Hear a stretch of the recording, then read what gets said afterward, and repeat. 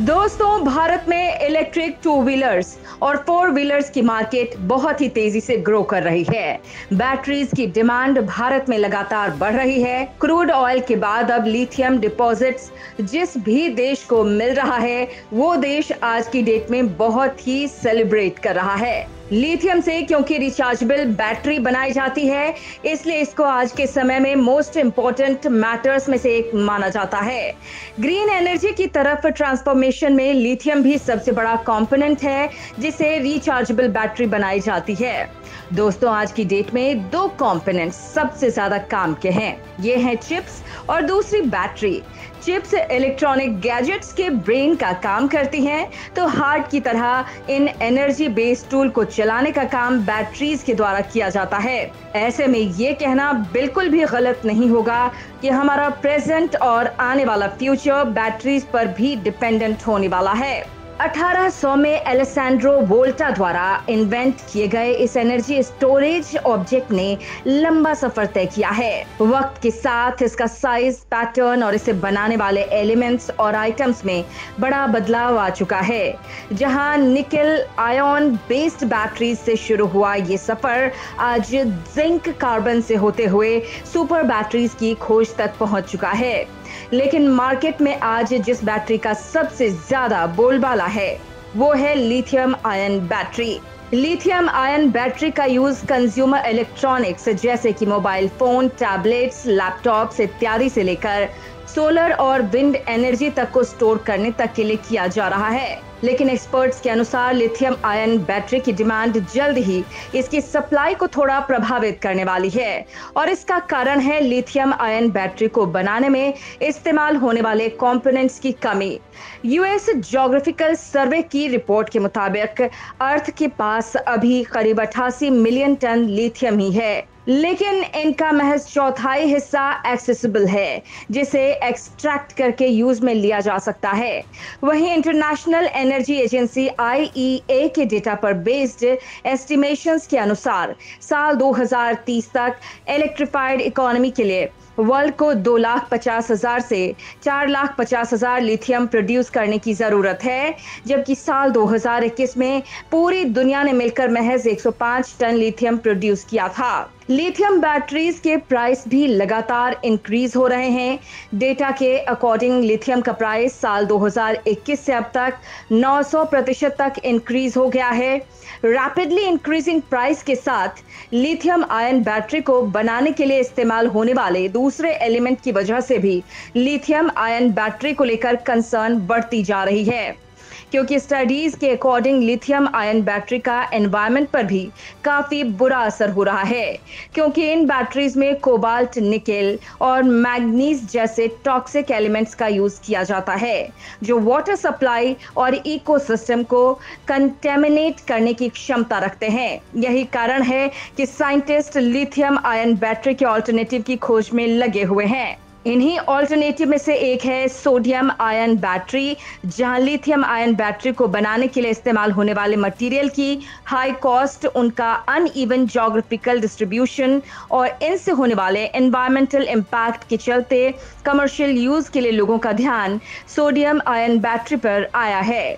Sodium ion battery का major advantage है sodium का अर्थ पर नेचुरल अबंडेंस, जिसे सॉल्ट वाटर से इजीली हार्वेस्ट किया जा सकता है। रिपोर्ट बताती है कि आज सोडियम का अबंडेंस लिथियम से कई गुना ज्यादा है।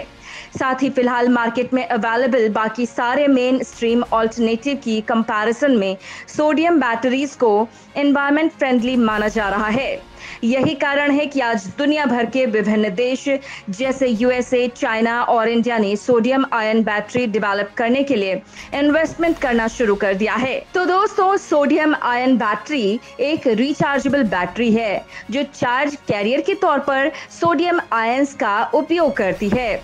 वर्किंग प्रिंसिपल और सेल कंस्ट्रक्शन के लिहाज से ये बैटरीज काफी हद तक लिथियम आयन बैटरी की तरह होती है, सिवाय इसके कि इसमें चार्ज करने के तौर पर लिथियम कंपाउंड्स की जगह सोडियम कंपाउंड्स इस्तेमाल किए जाते हैं।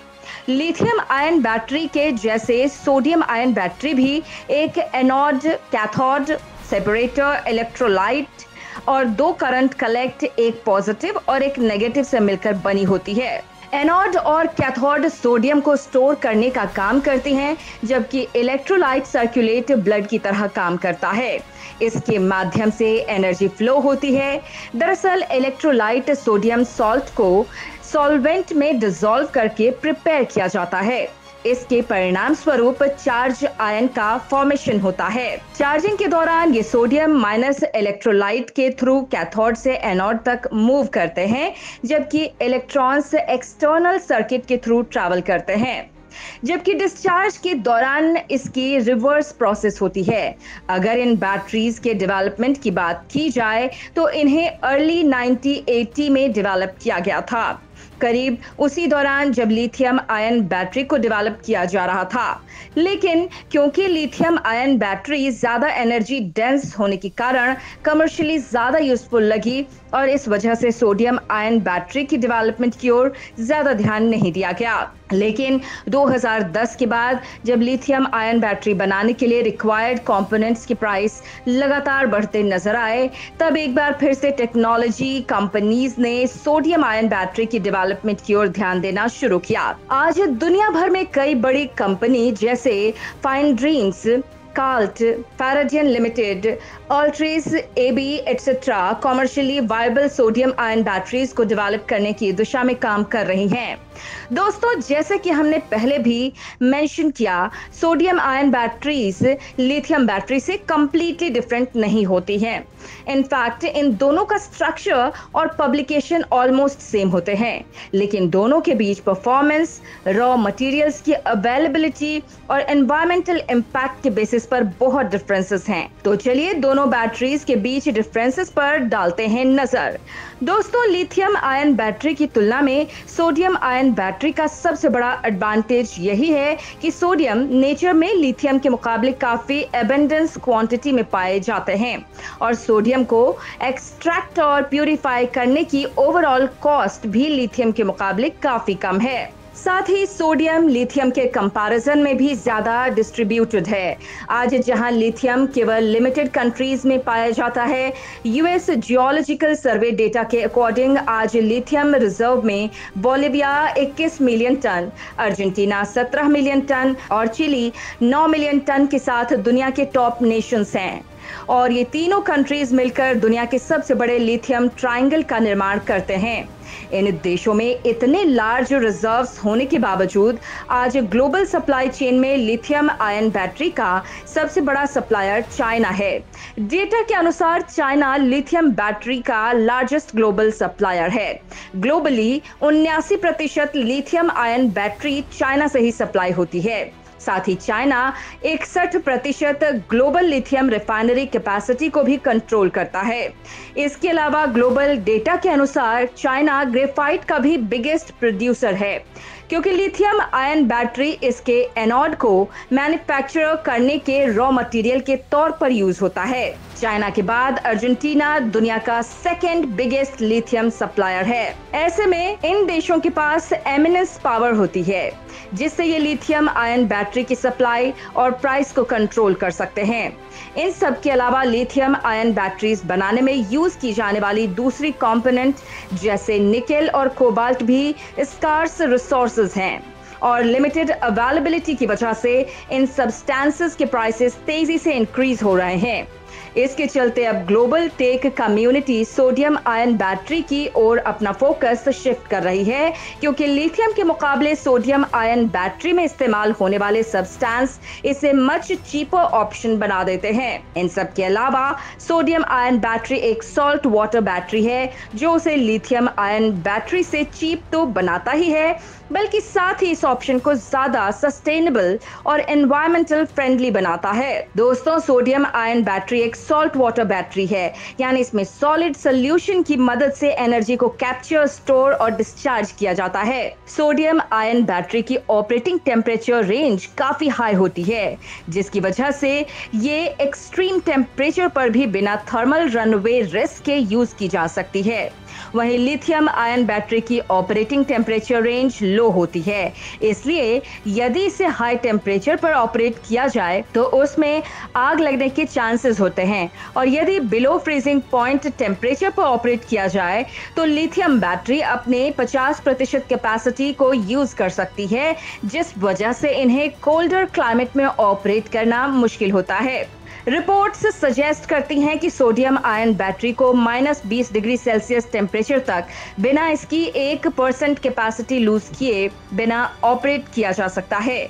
हालांकि इन सारी एडवांटेजेस के बावजूद अभी भी सोडियम आयन बैटरी की मेन स्ट्रीम में न होने के पीछे कई सारे फैक्टर्स रिस्पॉन्सिबल हैं।